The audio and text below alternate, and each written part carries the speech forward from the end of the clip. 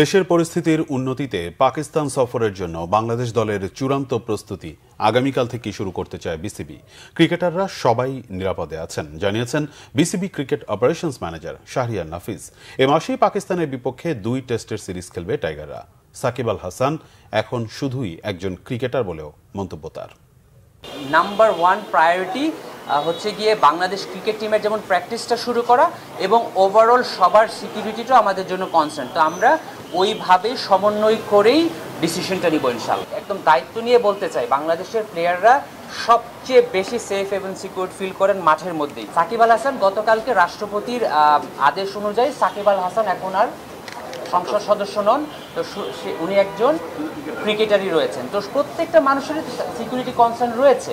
তো আমরা যেহেতু 12ই আগস্ট পর্যন্ত এনওসি রয়েছে, তারপরে তার বাংলাদেশ ক্রিকেট টিমে জয়েন করার কথা। বাংলাদেশ ক্রিকেট বোর্ডের সিলেকশন প্যানেল এখন পর্যন্ত কিন্তু বাংলাদেশ পাকিস্তানের জন্য দল ঘোষণা করেনি। বাংলাদেশের জন্য যখন ওনারা দল ঘোষণা করবেন, সে যদি টিমে থাকে তখন একরকম, সে যদি টিমে না থাকে তখন তো তার এনওসিটা কাজে লাগছে না।